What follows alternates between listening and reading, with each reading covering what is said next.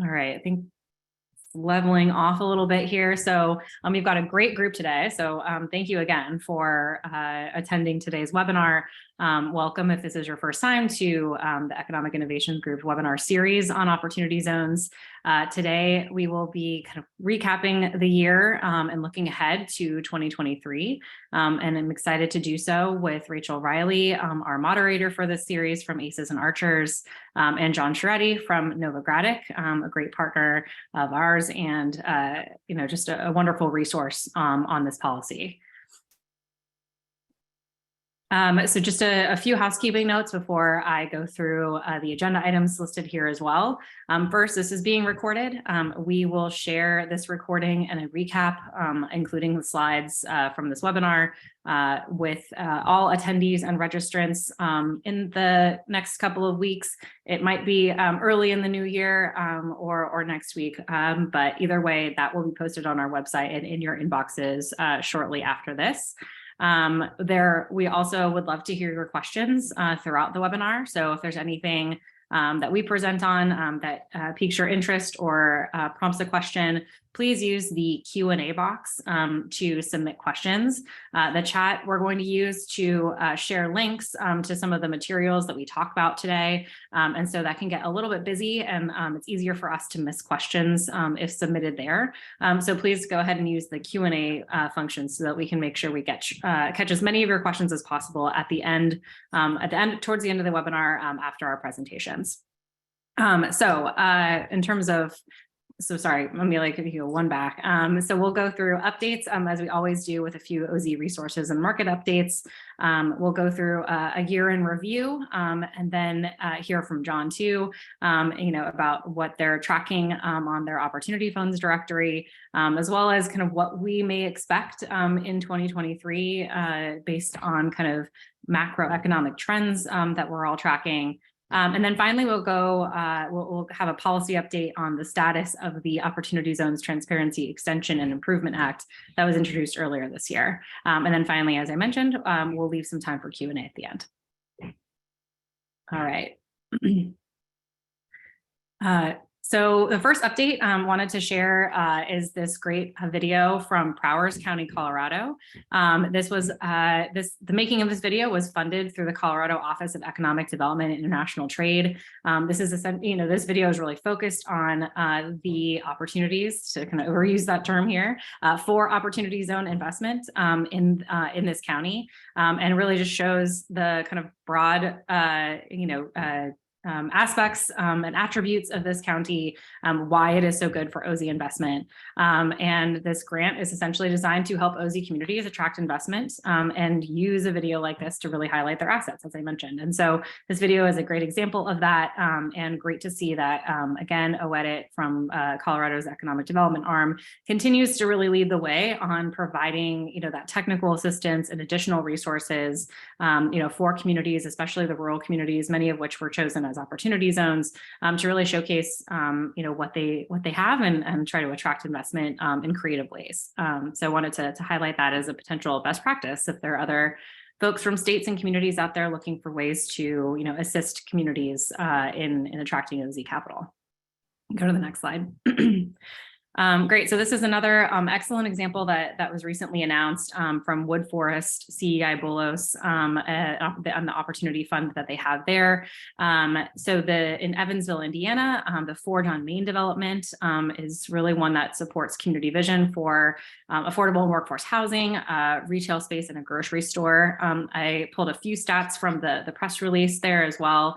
So this is a $28 million project. 180 units of workforce and affordable housing. I believe 10% of the units will be set aside for 60% of AMI, and all the rest of the units will be offered at a workforce offered for workforce housing.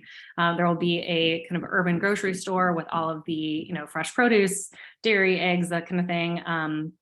So that will be a great community asset. This also remediates a brownfield and also turns blighted and vacant commercial buildings, into this new development. So really one that has community kind of amenities and needs in mind. And I think this quote here helps to demonstrate that. All right, go to the next slide. Thank you. And the last is just a really good article. And again, after I finish presenting, we'll make sure to put all of this in the chat so that you have access to these articles too that we're referencing here. But a really great article in a magazine called Business Facilities that came out actually a couple months ago, but I think it's worth just highlighting as we do kind of a year-end kind of look back. It's a really excellent example of just how communities across the country have used this, are using this, or thinking about OZs. Includes some examples of rural communities as well, which I think is always helpful to highlight. We get a lot of questions on, so I think it's always great to show a real broad and diverse kind of set of communities that are using this successfully and well. This one here is from Baldwin County in Alabama. And it really just, talks about how the county is seeing really a significant interest from OZ funds, looking for sustainable investment opportunities. And see a lot of use cases for the policy as well, which is exactly what it's designed to do, to be very flexible, not only for a diverse set of communities, but also for a diverse set of projects and uses. So we're seeing that really play out as this quote emphasizes. I think we can go to the next slide, and I'll pass it over to Rachel to take us through kind of a year look back and then go through the rest of the agenda. Yeah, thanks so much, Catherine. And just to echo what Catherine said at the beginning, it's great to see so many new faces as well as some old friends in the attendee box. So please feel free to ask questions throughout, and we're looking forward to the conversation. So we just plotted a few milestones or a few, notable activities or highlights throughout the year here, just so folks can, the past 12 months have been a blur for many, I know. And so just as a reminder, in January, a lot of folks who are working within the Opportunity Zones ecosystem, mostly fund managers, received a request for information from Senator Ron Wyden. Catherine, unless you tell me differently, I'm not sure if anything really came of that after that information was submitted, but maybe Catherine can speak to that. No, not that I'm familiar with. I think this is just Senator Wyden's, kind of continued oversight work and how, he feels really strongly about oversight of the policy and using his role on the committee to do that.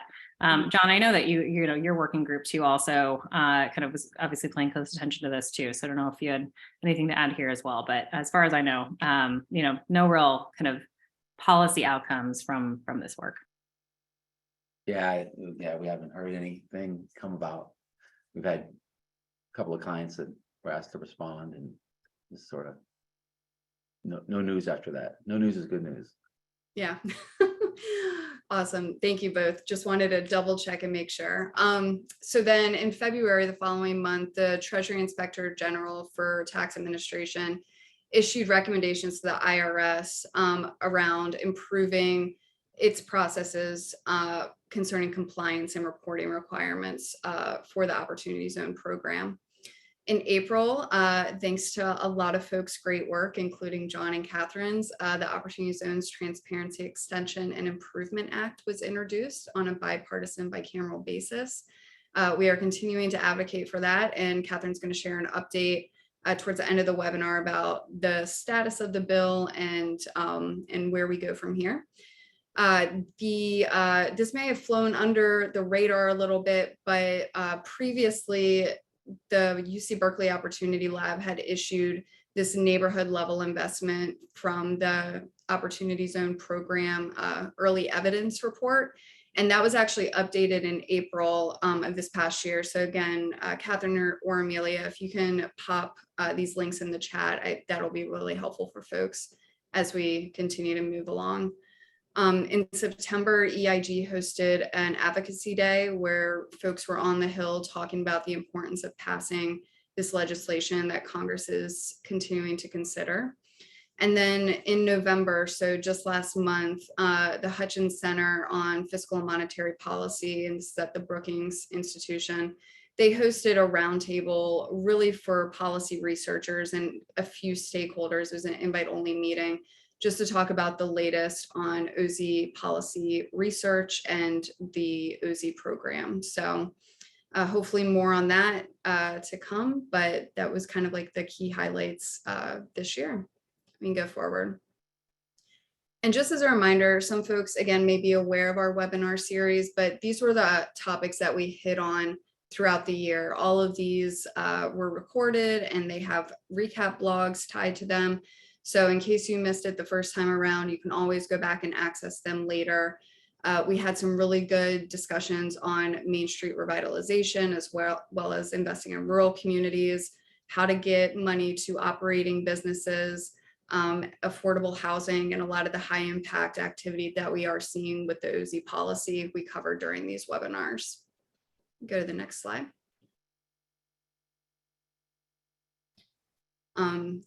And just as a reminder, we will drop that link in the chat.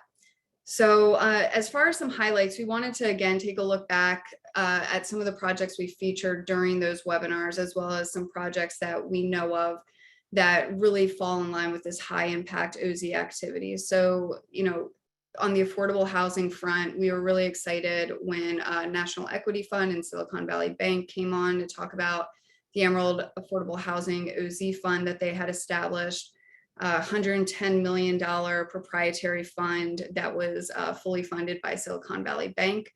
That money was 100% twinned with the low-income housing tax credit, so a program for affordable housing rehabilitation or construction. And at the time that they had come on to speak with us, they had already funded 4 projects, all of which are reaching very deep down into affordability, so serving extremely low income or very low income residents in high cost city communities in California.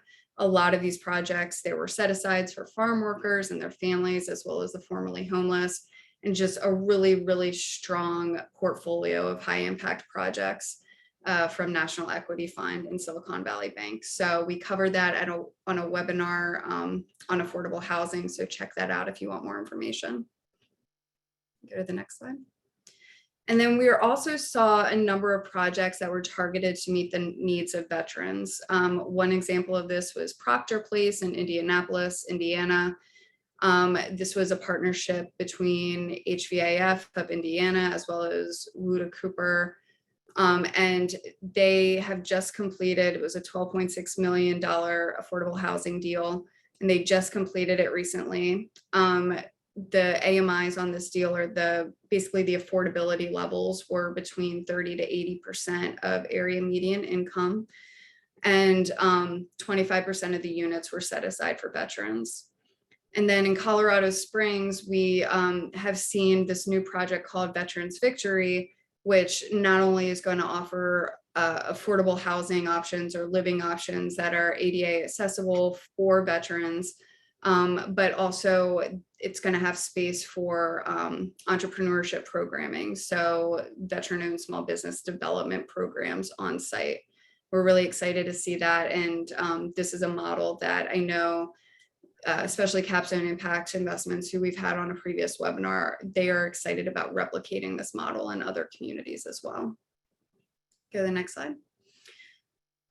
We did a lot to focus on what is happening in rural communities, just understanding that capital is not automatically going to flow to rural communities. A lot of times, just with any capital or investment, rural communities have a more difficult time attracting that capital, and that goes for OZ equity as well. But we are seeing some really high impact deals. One is Arcturus Impact Investors, their broadband expansion announcement for 5 communities in Maine. And this project in Maine is actually going to be sort of the first pilot of a broader platform of broadband expansion measures that they're going to take. So it's just the first of many, hopefully, that Arcturus is going to be able to do. And then we saw this really great coverage in Forbes on 4 Points Funding in Colorado and their ability to really figure out what the model is for investing in these rural and emerging communities. So they've done, per the article, nearly 12,000 or 1,200 in new affordable workforce homes, as well as they have outdoor hospitality and a really great warehouse food hall that's also in their portfolio as well. Go to the next slide. And then we definitely wanted to highlight this great Twitter thread that popped up last week or the week before where one person started sharing their experience with opportunity zones, encouraged others to start sharing. And so now we have this great Twitter thread of a bunch of deals where OZ investment has been key to the transaction. And not only do we encourage you to go and look through this thread to learn more about the deals that are happening throughout the nation, but add to this thread. So if you have a project that you want to talk about or share information on, this is a living repository in some sense, and highly encourage you to do that. And thanks to all who have already participated in that. All right, so as we're looking at 2022 market overviews, market activities, we couldn't leave Novogradac out of this conversation because I feel like they know more than just about anyone in the market. So really thrilled to have John Strati from Novogradac on to talk about what they're seeing in the marketplace, the most recent results from their QOF surveying. And we're also gonna ask him what he thinks is gonna happen in 2023. So hopefully he has his crystal ball handy on his desk, but we're excited to hear from John. John, I'll turn it over to you. Thanks, Rachel. Well, a number of you are probably familiar with our fundraising survey, but our latest results, which are the third quarter of 2022, were released about a month ago. But we've been tracking fundraising in qualified opportunity funds since early 2019. And we track 1,600 funds roughly, and which 1,200 have given us fundraising data. And we do this primarily through direct survey, but there is some public data that we're able to gather as well. As you see on the screen, our cumulative total since 2019 is 32.69 billion. And we think that we're probably, the real number is probably 3 to 4 times that. So we think that's, fundraising in qualified opportunity funds is well over $100 billion, which, if you remember, when the program was passed, Secretary Mnuchin actually projected that it'd be about 100 billion they thought would be raised through the program. And so we're not done yet. So we think it'll be quite a bit more than that. So that's good news. When you look at this third quarter, well, look at the year 2022, we're actually on a $10 billion fundraising year. Hey, John, sorry, I don't mean to interrupt you. Can you speak up a little bit louder? Oh, we just had a comment that maybe folks aren't able to. Yeah, thank you. Yeah. So for 2022, we're on a $10 billion year.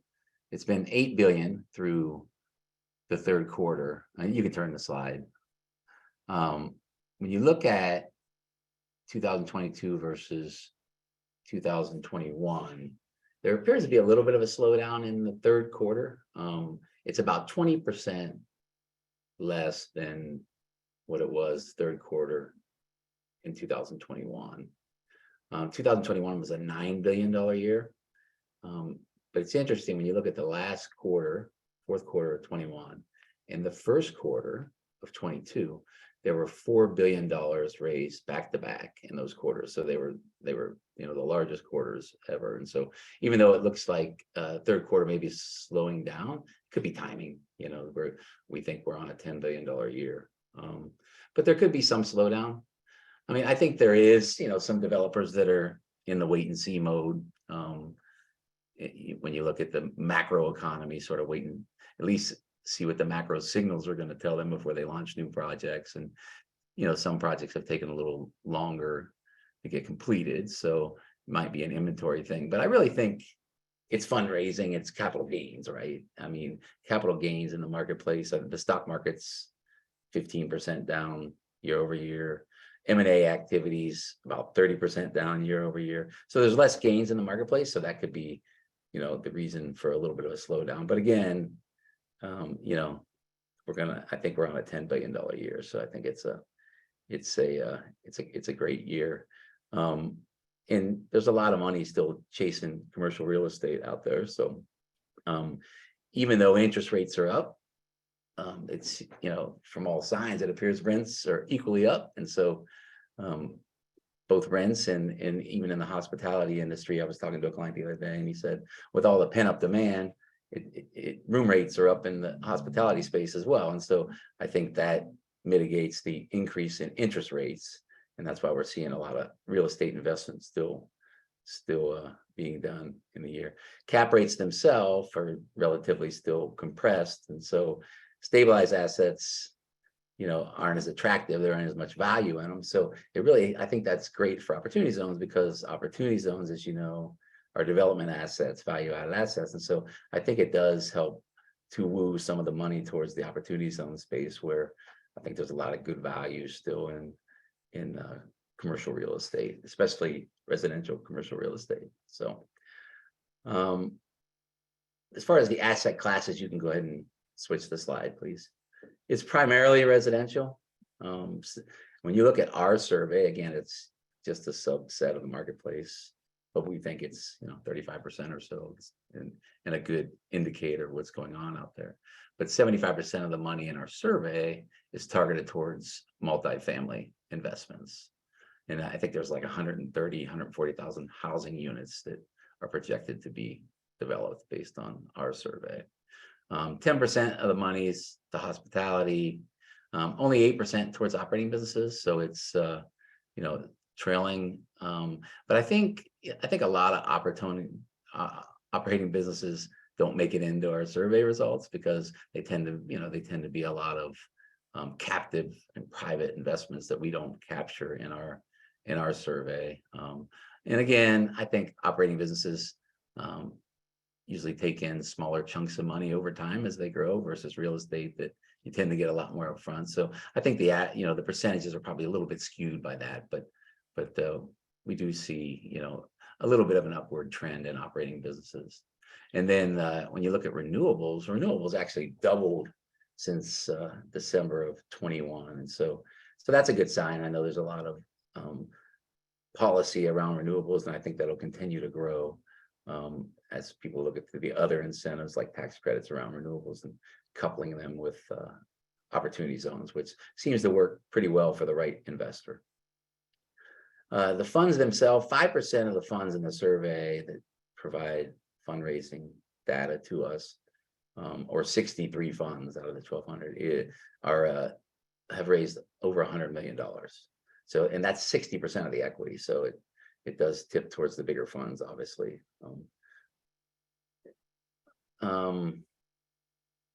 You can go to is there another slide? I don't think there is. Okay, that's fine.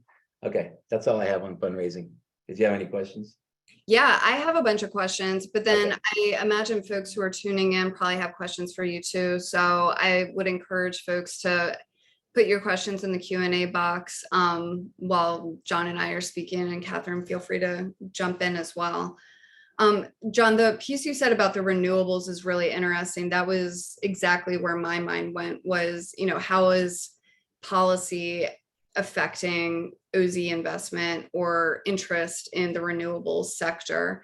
And so you said that that's basically doubled over the past year. You're seeing increased interest in the renewable section or sector. Do you know of anyone who's putting out use cases for how OZ money is being used in the renewable sector, or models for how to get this done? Because I would imagine if there were some good models out there, that this would be picked up and replicated at scale.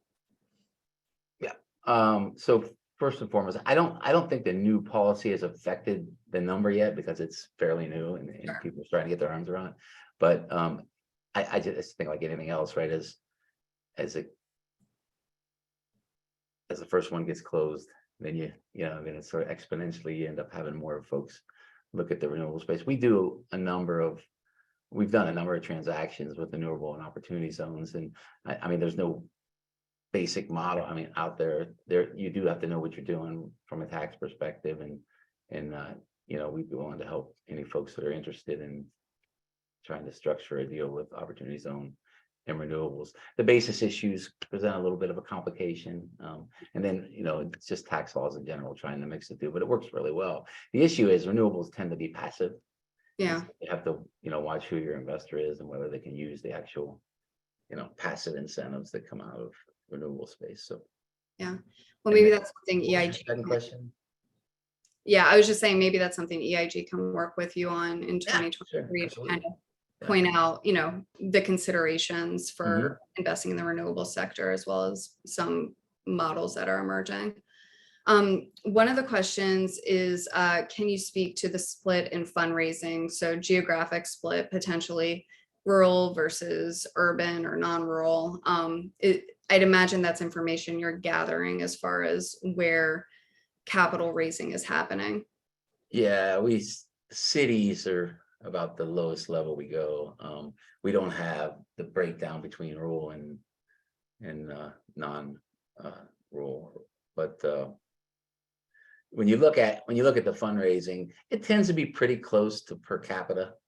The states, there are some that sort of win the game on Oz versus per capita, the population in the state, but it's California, Arizona, New York, Texas, and Florida are your top 5. Mhm. In the Yeah. cities, DC is the largest city. I think there's been well over $1 billion invested or targeted towards DC, New York City, LA, Phoenix, and Nashville. Nashville's probably an outlier, but yeah, I think it kind of tends to follow commercial real estate market because it is so heavy in commercial real estate. So, but that's those top 5 have been pretty constant now for the last 8 quarters or so. Yeah. And I'm also hearing some correlation, even though, it's not a hard and fast rule, but the states that are experiencing population growth are doing a good job attracting that OZ capital and raising it as well. Right, you're correct. Another question, can you name any companies that assist with OZ fund formation and compliance services? Well, Novogradac. Do you know of any of those, John? Yeah, Novogradac is a Novogradac, great yeah. option. But if you weren't biased towards Novogradac, John, are there other options out there? I don't want to say your competitors, but Yeah, I'd probably not like to.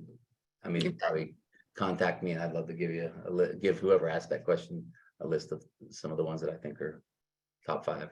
Yeah, there you go. Fair enough. Great. Ty said he will contact you. Great. Just as far as other questions, you briefly touched on rising costs for project finance, just macroeconomic project financing. So we're talking interest rates, we're also talking construction costs, labor costs, all of which, any of these could bust a deal potentially, especially a deal that's maybe low margin.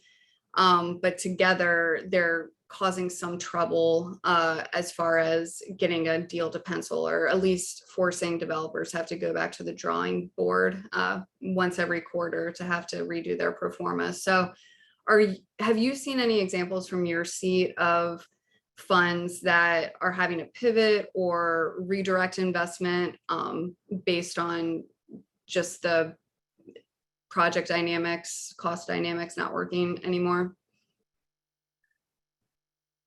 Yes, I mean, I can think of examples of funds that have sort of scaled back their project or pivoted to, and this was probably early on. I can think of 2 examples where folks were investing in hospitality and pivoted to residential, or scaled back the hospitality portion of their project, because it just the unknown of where the world was going with respect to COVID. But for the most part, it just seems as though, even though the macro environment is dynamic right now, I think folks have gotten comfortable with the increase in rents from a residential perspective, and those that are still trying to figure out market dynamics, based on my conversations with my clients, I think a lot of them think it's just a matter of time for the market to stabilize, so that folks can are sort of keeping their projects online, but maybe in a wait and see perspective. So yeah, I guess that's what I'm seeing in the marketplace. Yeah, that all makes sense. And I just want to note, there's been some more conversation in the chat. Lamont Price, who runs Opportunity Zones for the state of Tennessee. I'm not sure if he would give himself that title, but that's the way I'm going to describe him. Was curious if you had more information about the opportunity funds that are in Tennessee. So I may let you guys touch base offline on that question, but just wanted to flag that. The one thing that I didn't mention, clearly debt to equity ratios have lowered. And I do think that that's another sort of benefit from an opportunity zone perspective, in that if you're, required to raise more equity, and now you have this, call it 300 to 500 basis point increase in after-tax yield expected with an opportunity zone investment, it's a little easier to raise that extra equity that's needed in a lot of the deals. So something worth mentioning. Yeah, and similarly, I heard if you can just fund a deal 100% with OZ equity, you don't have to worry about interest rates or 50% LTV construction loans. So everyone just do 100% OZ equity if you can. Yeah. No, but I am also hearing that in a lot of deals where there's this general, capital scarcity in the marketplace right now because of the timeline with the policy, that folks are kind of forced to move forward and make these investments. And that is helping to at least ensure that there's some level of capital available, even if it's not debt, but in order to move deals forward or encourage deals to move forward. So be curious about what others are hearing. Feel free to drop it in the chat, and there'll be time for more Q&A after Catherine's presentation. But John, thank you so much. I hope you can stick around till the end of the webinar. I'm sure there will be more questions, but just want to hear more about your insights for 2023 after Catherine's done. Sure. Cool. Great. Thanks, Rachel. And I do see more questions coming through, but don't worry, we will be sure to get to them. And, especially one on operating businesses. I'm sure John and I would be happy to address that after we go through the remaining policy updates. Great. So for opportunity zones legislation, as Rachel mentioned in the sort of highlight timeline at the beginning of the webinar, the Opportunity Zones Transparency Extension and Improvement Act was introduced in April of this year by Senators Booker and Scott. So the primary champions who have, been the proponents of opportunity zones from the very beginning, as well as Representatives Kind and Kelly in the House. They were the leads on this, although the co-sponsor list has certainly ratcheted up since then. We're really pleased to see a really broad bipartisan group of senators and representatives who have joined to support the legislation. I wanted to walk through just kind of key provisions, of the legislation. If folks are just hearing about this for the first time or want a refresher. So first and foremost, the legislation includes reporting requirements. I think this is the biggest issue that we recognized very early on in the policy's life. The Investing in Opportunity Act, which was the kind of underlying legislation that was ultimately included, or at least parts of it were included in the Tax Cuts and Jobs Act in 2017 that made OZ's law. It included reporting requirements, but because of Senate rules, that piece was taken out because of the way in which it was passed. And so, that was recognized early on. There was always an intent and a desire to see how this is working. Obviously, we've got some great private sector solutions, like what Novogradac does, but To John's point, this is only a subset of the market, and we really need that full understanding that can only really come with full data. And so the reporting requirements will aim to do just that. It applies to both investors and opportunity funds, and would require an annual report to Congress on some of those just key statistics that will help us understand where opportunity funds capital is flowing into what types of projects, and the kind of baseline impact that these investments are having. It will also kind of take a longitudinal look at the communities that were designated as OZs and how they have changed over time, and how their that designation could potentially have played into that. And so after the kind of 6th and 11th year, if this law passes, there would be kind of a real interagency collaboration for understanding how these communities have changed as compared to other communities that were eligible but were not designated as OZs. So that's the reporting requirements piece. Deep and broad bipartisan support on this one, especially, and I think really the probably the most fundamental aspect, an important aspect of this legislation. The second piece is an early sunsetting of a small percentage of opportunity zones that have a high median family income. They're, as I said, a very small percentage of the overall map that this would apply to, but there are some zones that are higher income, and quite frankly, just don't need the incentive in order to attract capital to these places. And so the bill takes, I think, a thoughtful approach for sunsetting these opportunity zones, allowing governors to replace them with lower income, higher need places in equal. So the same number that were sunset would be allowed to be replaced. And it would also take care to protect pre-existing investments into that are already taking place in communities that would be sunset, whose designation would be sunset, but just would allow no new investments to take place here. So that is an important aspect of this as well. Again, overall, the map was very well targeted, but this would just kind of take care of some certain zones that shouldn't be zones, and replace them with places that really do need the incentive to be successful, or to at least attract capital and be successful in using this incentive. It also provides for a 2-year extension of the OZ benefits. I think the regulatory process took about 2 years. This is essentially with a perishable kind of time-sensitive incentive. It's important that we try to make up for some lost time here. And so that's always been the idea behind a 2-year extension. We get that question a lot, why 2 years? And so that's the kind of the thinking behind why extending this out to 2028.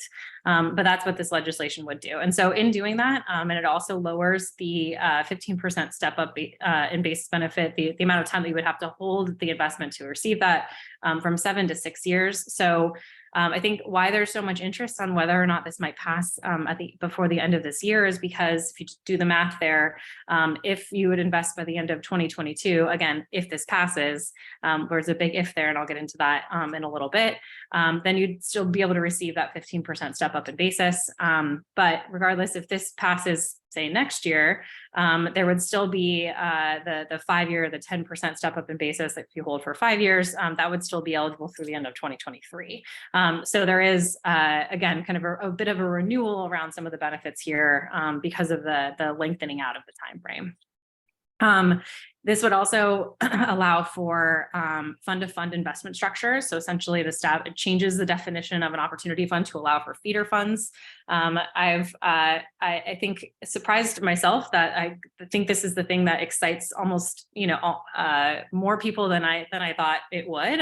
But it is, I think, a really exciting aspect of the bill, and where I get the most kind of positive feedback, on how this would really change the market, get more institutional investors engaged, and be able to really, deploy capital, right-sized capital into kind of smaller projects, into maybe smaller communities that kind of are aligned with that. I think that generally this is going to have a huge impact, on really what this is intended to do.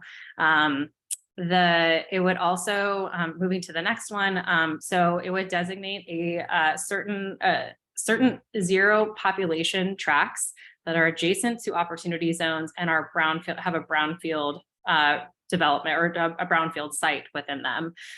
This is, there are a lot of places, for example, in Michigan, this is a big issue there with some former factory sites that are massive, in the middle of communities, have zero population, so they were not eligible to be, designated as an OZ, but could absolutely be a huge economic, center for these places.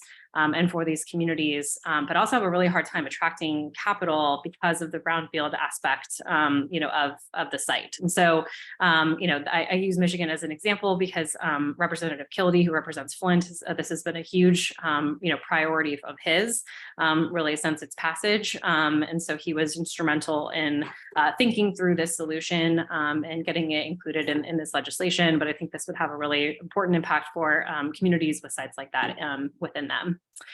Finally, it would establish a $1 billion state and community dynamism fund. It would authorize that money. So it would still need to be appropriated, but the fund would be, I think, really just meant to be allocated to states who could then be sub-allocated out to communities and local nonprofits. The idea here is it can be used for a variety of different things. First, I think it's important to note this is not just for opportunity zones, but a broader set of kind of underserved communities. Although, of course, opportunity zones very much are kind of part of that definition. But it would be able to, establish, for example, technical assistance, kind of like what we saw at the very beginning of this webinar that OEDIT has done in Colorado, from just understanding how this works, all the way down to the marketing, component for communities. It could establish an opportunity funds coordinator at the local level, which we've seen have great success in places like Baltimore, where they have somebody there to actually facilitate projects to investors and vice versa. So it could also, be used for pre-development dollars for investing, in funds themselves, in, helping to come alongside OZ Equity to help finance projects like a grocery store in a food desert or affordable workforce housing, and, projects that certainly have a kind of community impact in mind.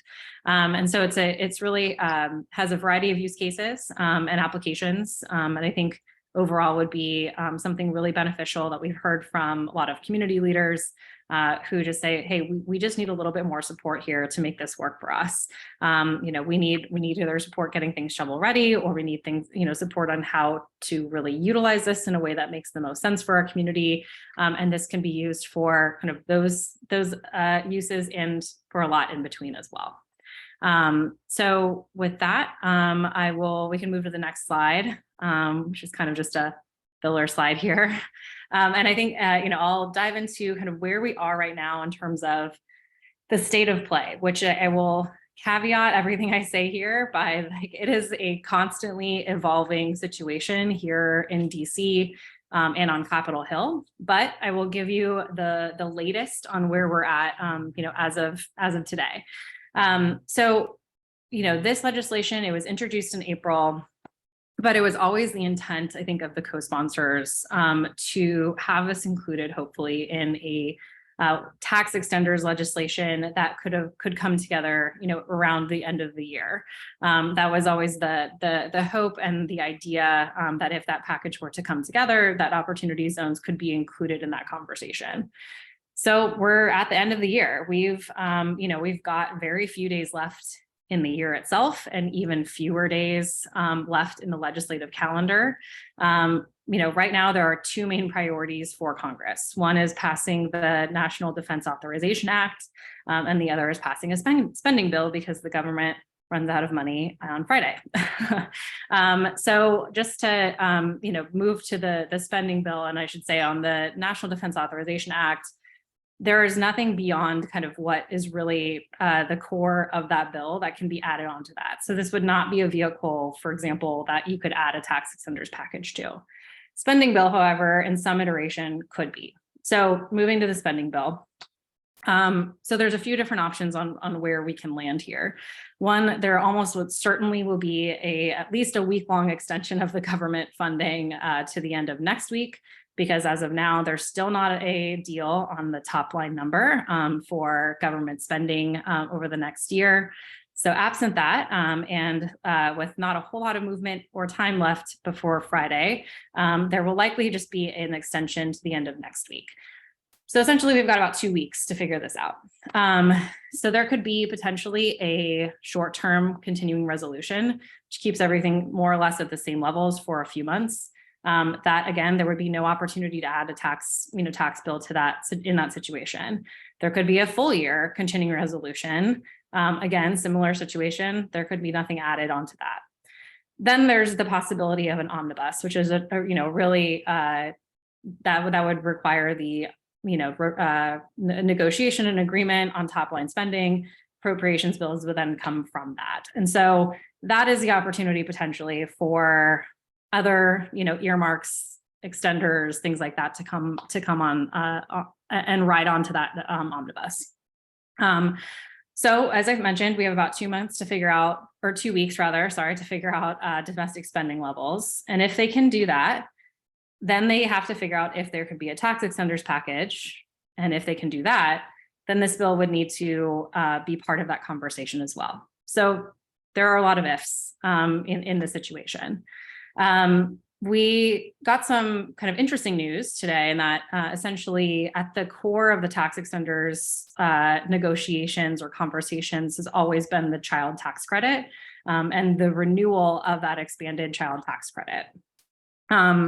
There has been a kind of an impasse and generally up until today, really no kind of discernible conversation around or negotiation around that issue. However, heard today that the White House is interested in dealing with it and potentially even, imposing work requirements, which would be a Republican requirement. So if they can find, a Republican to work with on this, and that does indeed come together, the possibilities or the probability of a tax extenders package, goes way up. So that's something that we'll certainly be watching for, to get a better sense of, the probability of a larger tax bill coming together. It's also, I think, important to note that the spending conversations and the tax conversations can happen simultaneously because the kind of important and key members of the Senate and House there are different. So those can be happening kind of simultaneously. So that's kind of where we are. I mean, I'll say specifically on the OZ legislation, because I know that was a lot of kind of very specific kind of congressional speak, but on the OZ legislation, I'll say that the Finance Committee on both sides, on the majority and the minority, obviously very aware of this legislation. The co-sponsors and the leads have been having many conversations, with both sides and negotiations to an extent as well about this legislation. And so, we're a lot can change really quickly in these situations. I think I read something that right when everyone's given up, that's usually when something happens. And so we'll see. But again, I always want to say caveat that things can come together quickly, but there are a lot of different things that will have to come together for this to pass at the end of this year, or even for tax extenders generally to be part of the conversation this year. So with that, I know I've seen a lot of kind of questions, at least notifications kind of come through. So I want to make sure we leave some time for questions. And Rachel, I don't know if you've already teed some of those up that we can start going through. Yeah, I think there's a good thread around the legislation and then another good thread around fund typologies. And so I'll go to the legislation first, and then we'll probably circle back to typologies. Okay. So, Jimmy Atkinson, just really well-placed question here, asking what can we as OZ stakeholders do to advocate for the bill, in the spirit of there's still a possibility that even though things there's still a possibility that things may come together. Yeah, absolutely. And if it doesn't come together this year necessarily, it doesn't mean that it won't come together at all. I should make that very clear. There's possibility that tax extenders bill could happen in the new year, in the first few weeks in January or even February. So just because I know that we're all eager to, again, see the 2022, wrap up, Obviously, as I said, that was always the intent and the goal, when introducing, especially because of the extension aspect of this too. At the same time, just because it doesn't happen this year doesn't mean it won't happen. So I will say that there will be hopefully plenty of advocacy opportunities, maybe in the very immediate term and potentially even in the longer term here as well. So thank you, Jimmy, for the questions. Always welcomed, to give us a further platform to talk about how you can get involved. I mean, I think just going back to the Twitter thread that Rachel highlighted from just last week, I think that is just an excellent example. I mean, so Barrett, who started the thread, thank you, Barrett, if you're on today. He also tagged all of the kind of relevant senators, Senator Wyden, who chairs finance, Senator Scott, Senator Booker, these. So hopefully they got a lot of traffic about all the amazing projects that are happening because of the incentive. And really the thread did an excellent job of making that but-for case for opportunity zones, how none of these things would happen if not for the OZ policy. So I think that's just a really important, it's a really important message to deliver to Congress of just how this policy is making important changes in these communities, and also that this legislation would help projects like the ones we're seeing, the ones with high impact, scale and happen, and that without it, maybe it wouldn't. And so I think that's for those that are especially practitioners here, on the webinar, I think that's where your message will resonate the most. What are you doing with this? How has it changed the game for you? And why would this legislation be so helpful to see more of this type of work continue, in these communities? So obviously we are here to help play a facilitator role. If you want to connect directly with your senators and your representatives, don't exactly know how to do that, that is exactly what we do. So, please reach out, happy to help, and either, directly connect you with the right staffers, or just, help to share that story as well. Yeah, I definitely, want to underscore, if you have a deal that you want to talk about, reach out to Catherine, because EIG is just constantly sourcing information around new deals, new transactions, just to have in its own repository for moments like as they may be opportunistically coming up. So awesome. Amelia, can you scroll back to the slide that shows the key provisions of the legislation, just because there are a few questions about that? Yeah, so if folks haven't been, as deeply into the legislation as Catherine has, this is just a reminder of what those key provisions are. Ashley Tyson has a question, Catherine, around the fund of funds. Will that be limited to only investing in other funds, or could it also be directly investing into QOZBs? Yeah, so the feeder fund will need to invest directly into an opportunity fund, but then the opportunity fund would then have to take that and deploy it into QOZB or business property. So there would not be this kind of endless loop of fund to other funds to other funds. It would, and that was really important to the co-sponsors when drafting this provision, is making sure that, understanding the importance of having this fund of fund model included, but not having it sort of be an endless loop of only going to other funds and actually getting deployed and out there. So the feeder fund, as I said, would need to, obviously invest in the opportunity fund, but then the opportunity fund would then need to turn around and invest that as it would. But does that, I hope that helps answer the question. And John, if you have other, if you wanted to elaborate on, I know this is a more technical aspect of the bill, so I don't know if you have other thoughts on it, I welcome those as well.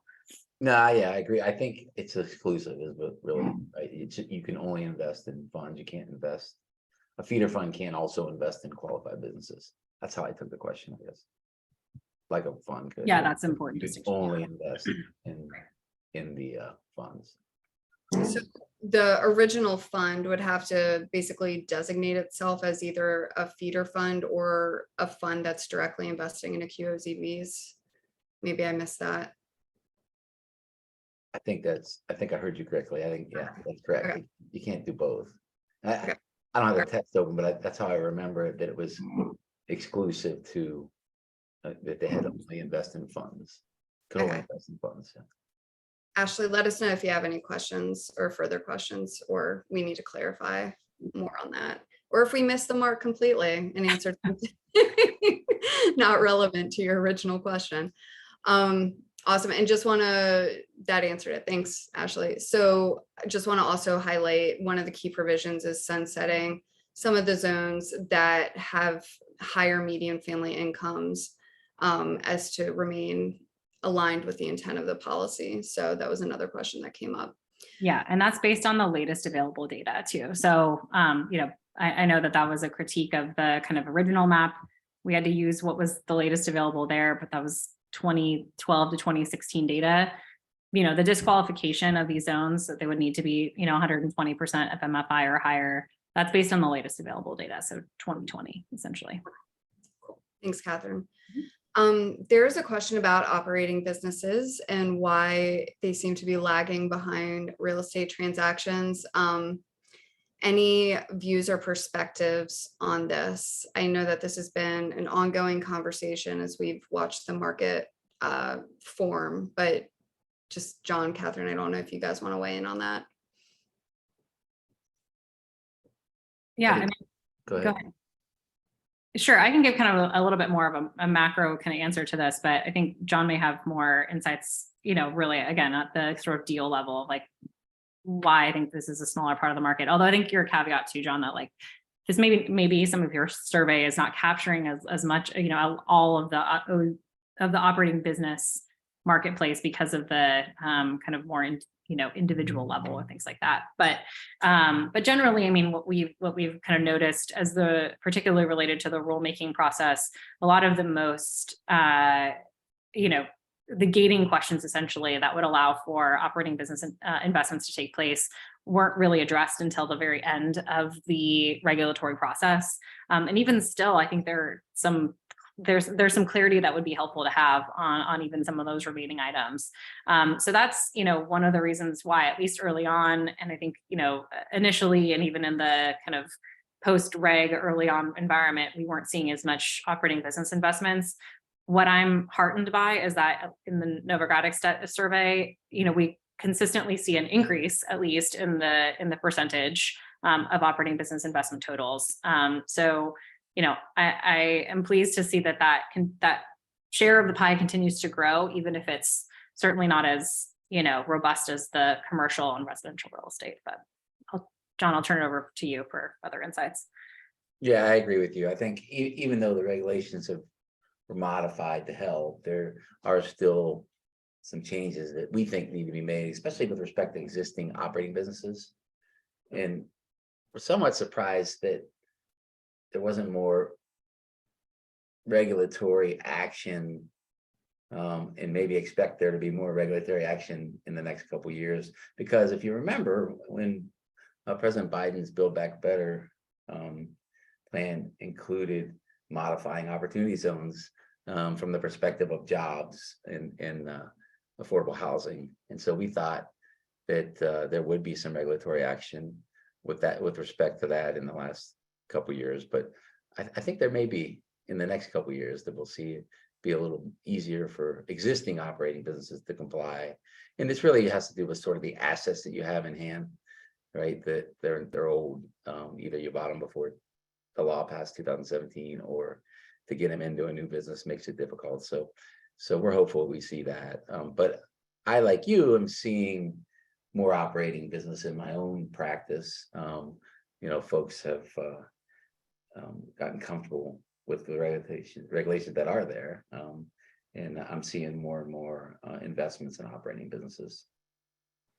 Awesome. Thank you both. So with less than 1 minute left, we can go a little bit over, but I kind of want to group together the remaining questions that I see. And so the first question is basically a general, has there been any talk about ... So has there been any talk about extending the 30-month substantial improvement requirement? Has there been any talk about adding new census tracts to opportunity zones? Has there been any discussion or interest in expanding the OZ incentive for high need places? So that's sort of like, I'll leave that with you guys.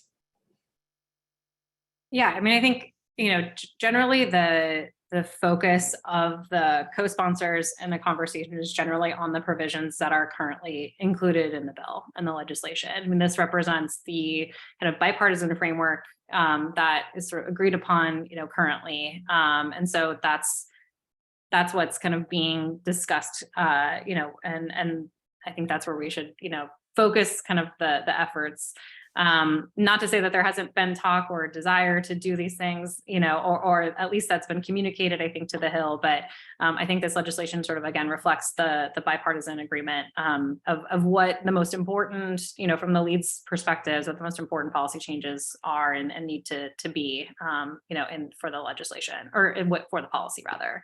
One thing I'll just say on the adding new census tracts, I mean, with the sunsetting of OZs, obviously, as I mentioned, there would be an ability to replace the higher income tracts that would be sunset. There's also provisions within that part of the legislation that would allow governors to either choose others that they want to see sunset for other reasons, or also appeal any sunset tracts too. So there's a narrow opportunity to think about some adding of additional census tracts, but really within the framework and the context of the sunsetting and that exercise, not writ large. If that helps. Yeah, and Catherine, I know we're a few minutes over, but I do think it's an important question, and then I'll just hand it over to you to close us out. But if the bill doesn't get passed by the end of this year, what happens January 1st, 2023, or whenever the new Congress starts, right? Yeah, January 3rd. Yeah, I mean, ultimately, then this bill would need to get reintroduced, as you have to in every new Congress. The bill would require reintroduction into the 118th Congress. So again, if there's not movement on this legislation by the end of the year, then that is, of course, a desire of the co-sponsors to get this back into play early in the new Congress. So, and not to speak on their behalf, but I would certainly imagine that is something that they will pursue, and then the advocacy efforts continue, and obviously we'll be monitoring talk of when a potential tax bill might come together. As I said, there's a potential that it also happens early in the new Congress, and so wanting to certainly be ready for that opportunity if it arises, but. Yeah, the crystal ball gets a lot murkier as you get further out. So I won't have any further predictions sort of beyond those first, couple months of the new Congress. But that would be the first order of business is reintroducing this legislation. So it's an active bill in the 118th. Cool. I think you can wrap us up here, Catherine. Okay, great. Well, thank you all for so much again for the engagement. It's been really great to see the chats taking place and all the questions. So really appreciate it. I did see one final question come through about, can we get a recording of this? Yes, as I mentioned at the top, this has been recorded. We will provide a recap and a recording and the slides to on our website, and we'll make sure to email it to everyone who registered as well. So take a look at that. We'll try to do it before the end of the year, but it may be in the early in the next year. So stay tuned there. But I hope this was helpful. I hope also you all have our contact information too. So as I mentioned, my inbox is always open if you would like to connect with Congress. Or would like to share more about your work, with your policymaker, we are happy to help facilitate that introduction and that work. So thanks again for to everyone for joining. Thank you, John, as always, for your insights and for participating, and Rachel for your moderating of a great conversation as always too. Happy holidays, everybody, and we'll see you in the new year. Thank you so much, Catherine. Thank you.